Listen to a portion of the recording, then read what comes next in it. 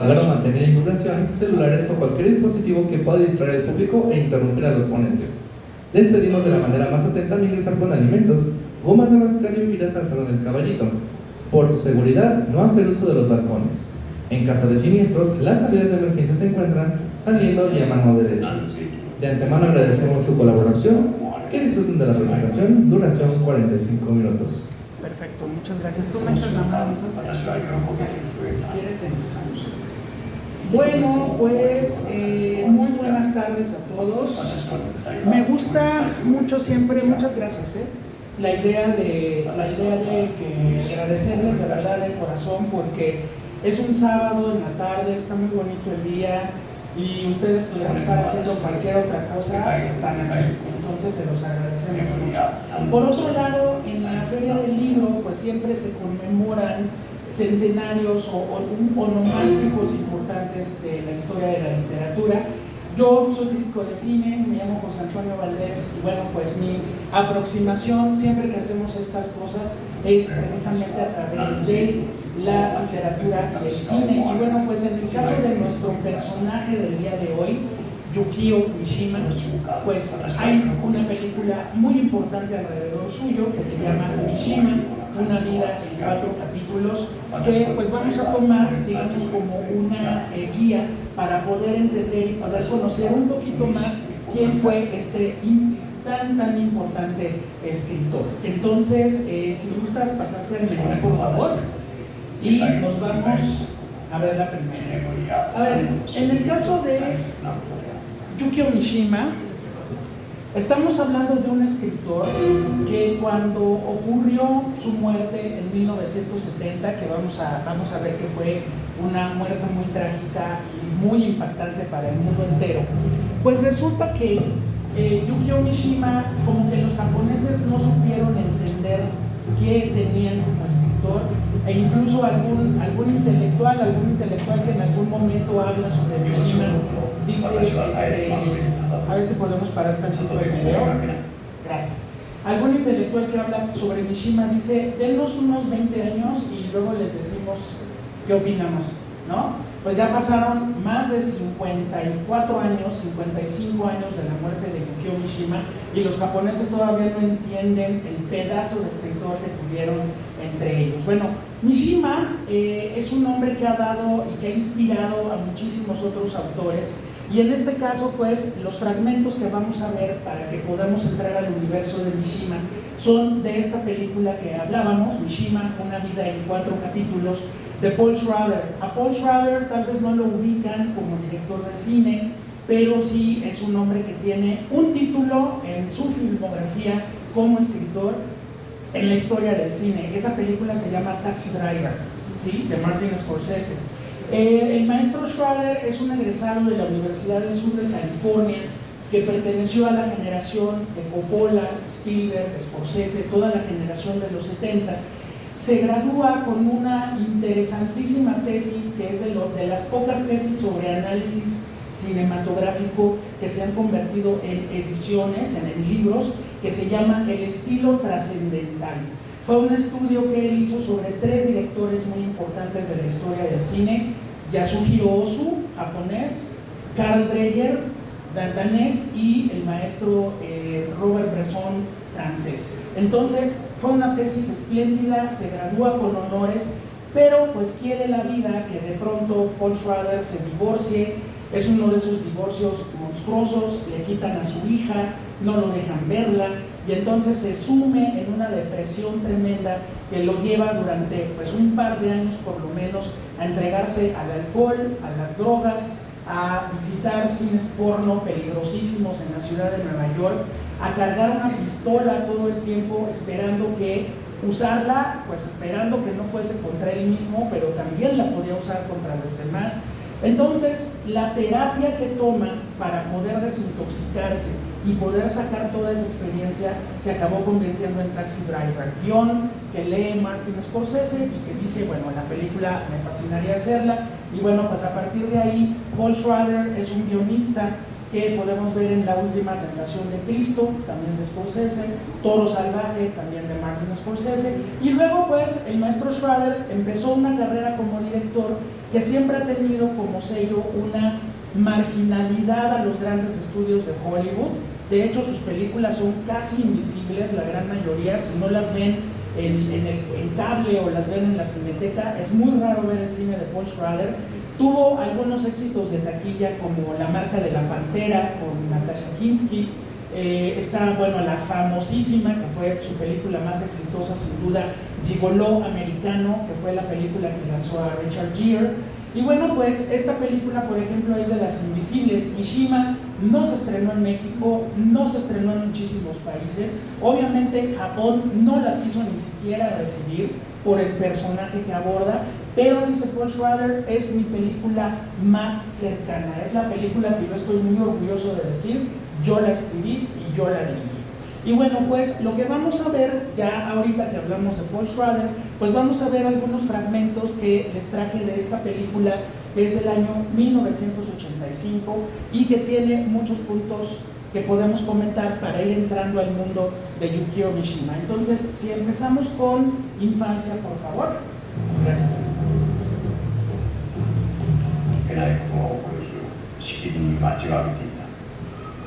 自分の力では決して帰りのない世界をじっと見つめながら世界が向こうから Hablando de crianza tóxica, ¿verdad?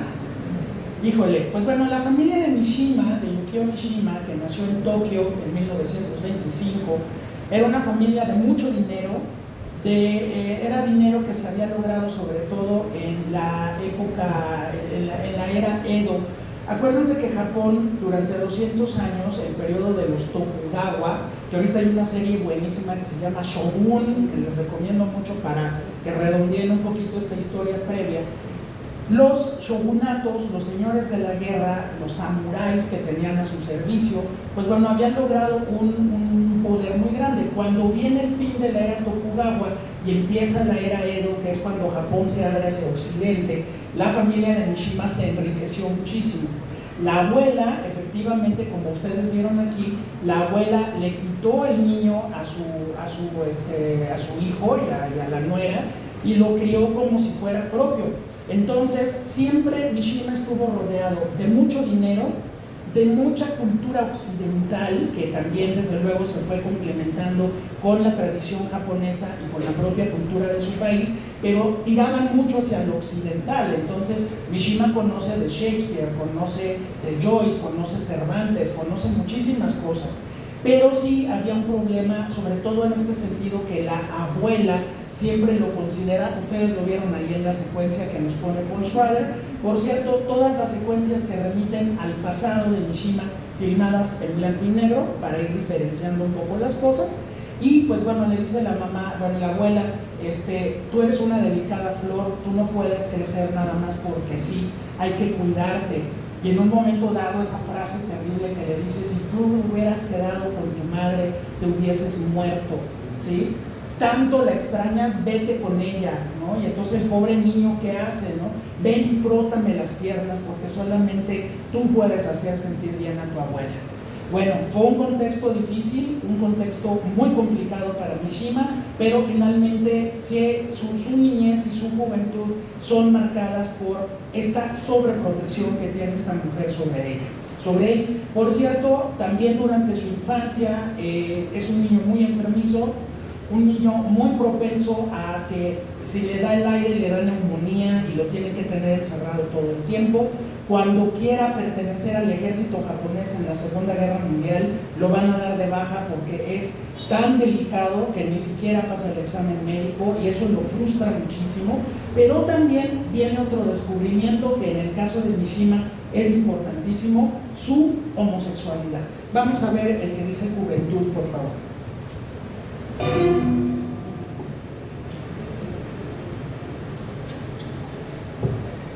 Tienen ustedes el descubrimiento de Mishima de su homosexualidad a través de esta imagen del martirio de San Sebastián, que luego él, en los años 60, se va a tomar una foto como San Sebastián, con el torso semidesnudo, flechado y amarrado a un árbol. Mishima va a tener un proceso de transformación muy fuerte, pero dice que no solamente el artista se basa en la pluma para escribir, también tiene que transformar su cuerpo. Entonces, pues Yukio Mishima tuvo uno de los cuerpos más atléticos y perfectos del Japón de su época, siempre en ese afán de transformación. Y bueno, pues en este caso, perteneciendo a una cierta élite, pues Mishima pudo ir ejerciendo de alguna forma su homosexualidad sin ser señalado, sin ser atacado. Eso sí, era muy discreto, cuidaba mucho las formas y finalmente no hubo ningún problema en una sociedad que también es súper tradicionalista como la japonesa. Ahora, esto que estamos viendo son fragmentos filmados de un libro que es el primer gran éxito de Yukio Mishima, publicado en 1949, que se llama Confesiones de una máscara, que es un libro completamente autobiográfico. Paul Schrader toma estos elementos de ese libro y pues bueno, vamos a ver ahorita a Mishima como escritor hablándonos un poquito de su proceso creativo.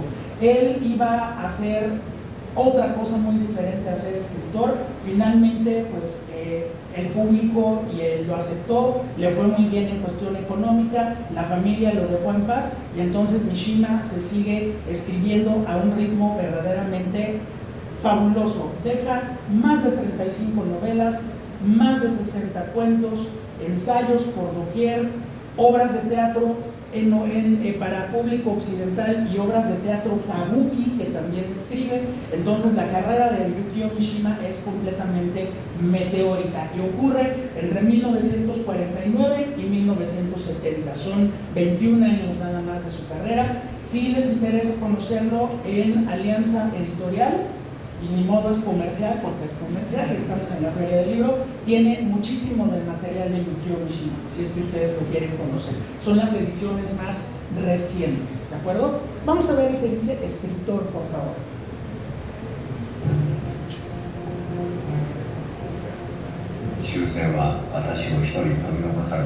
Mishima nos dice, ¿no? ¿De qué sirve que yo escriba en japonés si en el occidente nunca me van a publicar? Bueno, él vio y disfrutó mucho de su fama, muchísimo en algunos momentos, pero pues es el escritor japonés más leído en Occidente, junto con nuestro querido amigo Haruki Murakami, que seguramente muchos de ustedes conocen.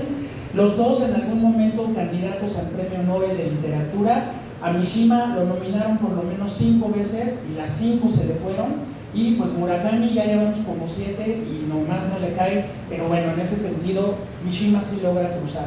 Vean cómo habla de este proceso creativo donde hay un tema que le interesa, pero él siempre está jugando con este como lenguaje de los sueños, ¿no? Donde si el tema ya es soñado, en ese momento él puede bajar el balón a la escritura y pues ven ustedes ahí a ese Mishima joven que abandona la burocracia para dedicarse de tiempo completo a la escritura y a la dramaturgia. Hay que recordar que es el contexto difícil del Japón de la posguerra, donde Japón no solamente es humillado militarmente, sino también ocupado militarmente por los Estados Unidos. Pero como Mishima tiene esta carga occidental, la ocupación le sirve para tener una vida cosmopolita sumamente reventada y pues bueno, el tipo disfrutó su vida, vaya que la disfrutó. Ahora, la película, al mismo tiempo que Paul Schrader nos va metiendo estas partes de Confesiones de una máscara, hace referencia a 3 novelas de Yukio Mishima que son representadas de una forma muy teatral, desde luego con algunos elementos de la cultura, o muchos elementos de la cultura japonesa. La persona que hizo la dirección de arte y el vestuario de Mishima es una gran mujer, ya murió, una gran artista japonesa llamada Eiko Ishioka, que había trabajado con Akira Kurosawa en varias películas y que se va a ganar un Oscar con Francis Ford Coppola cuando hizo el vestuario de Drácula de Bram Stoker. Entonces, bueno, Paul Schrader decide un tono teatral para las representaciones de estas 3 novelas que vamos a ver a continuación. Ahora, es importante decirles que desde que empieza la película, Mishima está preparando el acto casi teatral y suicida con el cual se va a despedir del mundo una mañana de 1970.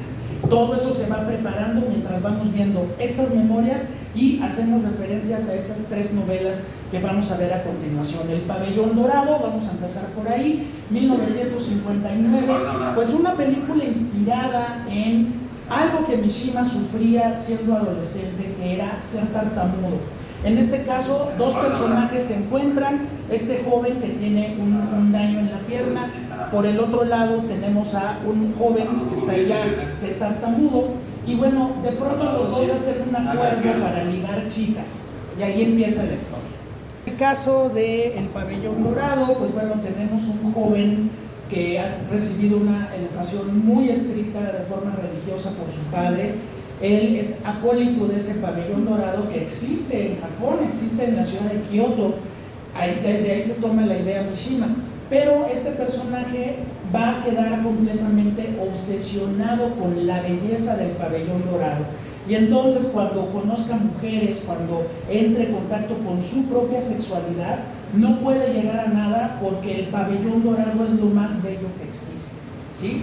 Y en un momento dado, la belleza también se tiene que destruir y nuestro personaje hacia el final del relato incendiará el Pabellón Dorado y destruirá ese objeto de belleza, ¿sí? Que bueno, tiene mucho que ver con el carácter de Mishima.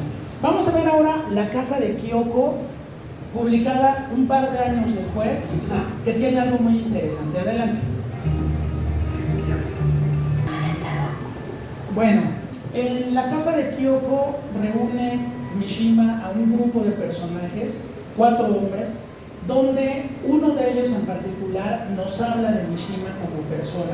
Mishima era sumamente vanidoso, sumamente narcisista, y esta razón de educar y de formar su cuerpo como si fuese una escultura lo va a llevar a límites, pues bueno, de incluso ser modelo para revistas internacionales. Pónganle ustedes en el buscador de Google imágenes Yukio Mishima Body y van a ver que hay fotos de Mishima convertido en una estatua de mármol con la katana y con su banda en la cabeza, desnudo. Entonces, bueno, realmente Mishima es un personaje que a partir de La Casa de Kyoko se va a meter en algo más importante. Y bueno, la siguiente novela, si pasamos al menú por favor, se llama Caballos Desbocados. Y aquí hay sin duda el nexo más grande con lo que Mishima va a lograr en 1970. Caballos Desbocados es la historia de un grupo de jóvenes que arman un grupo terrorista en protesta por el milagro económico japonés y sobre todo porque Japón se está volviendo demasiado occidental y está perdiendo sus valores. Entonces estos jóvenes van a formar este grupo terrorista y conforme avance la novela, pues muchos de ellos se van a echar para atrás, algunos de ellos llegarán hasta el final, un final trágico desde luego, y eso Mishima lo va a poner en escena una mañana de 1970, cuando tome por asalto el cuartel del ejército japonés y exija a los soldados que se levanten en armas para devolverle a Japón su vieja gloria y que regrese la figura del emperador como debe de ser, es decir, regresar prácticamente al Japón feudal. Y bueno, pues para 1970 eso era completamente utópico e irrisorio. Y bueno, pues en Japón, ustedes saben que cuando hay un fracaso enorme, y muchos de los grandes artistas japoneses lo han recurrido a ello, pues el suicidio es algo absolutamente noble y que se debe de hacer. Y Yukio Mishima va a llegar a ese extremo. Vamos a ver este fragmento de Caballos Desbocados. Bueno, firman con su sangre que van a hacer este acto político y Yukio Mishima lleva esto hasta convertirse en un personaje de su propia ficción, y ante el ejército japonés que está muy asombrado de cómo un grupo de locos ha tomado el cuartel general, Mishima da este discurso que vamos a ver a continuación, donde pues recibe un enorme golpe de realidad que finalmente lo va a encaminar hacia su propia muerte, bueno, una muerte que va a ser infligida sobre todo por sus alumnos, por este grupo que lo siguió. Va a ser una muerte terrible, ahorita platicamos los detalles, pero vamos a ver discurso, por favor. Bueno, pues este discurso termina mal. Mishima entra por el balcón por el cual salió. Ahí tienen detenido al ministro de Defensa, lo tienen amarrado con un cable de teléfono. Y bueno, pues Mishima simple y sencillamente se sitúa sobre el piso en forma ceremonial, toma una daga y se aplica el seppuku, que es desgarrarte y destriparte con una daga afilada. El ritual se termina cuando alguien te corta la cabeza.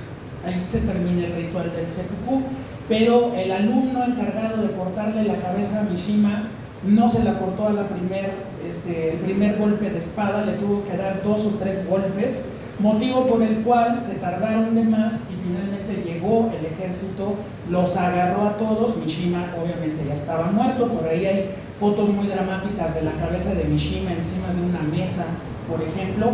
Pero pues aquí ven ustedes en esta secuencia que nos pone Paul Schrader con este personaje que va en este vuelo supersónico, cómo finalmente Mishima logró convertirse a sí mismo en uno de sus personajes, cómo está promoviendo que el arte y el artista no se queden solamente en la cuestión contemplativa, sino que el artista tome acción. Y bueno, pues a Mishima le costó la vida, pero aquí se acaba convirtiendo en algo mucho más importante que un simple escritor. Aquí toma acción, una acción loca, idiota, estúpida, anacrónica, que es pésimamente recibida, pero finalmente Mishima llevó hasta las últimas consecuencias este carácter de artista. Y lo que nos habla también Paul Schrader a lo largo de la película es cómo el artista y su vida son completamente inseparables. La vida de Mishima y las novelas de Mishima son una forma de conocerlo a él, de conocer a un personaje muy complejo que,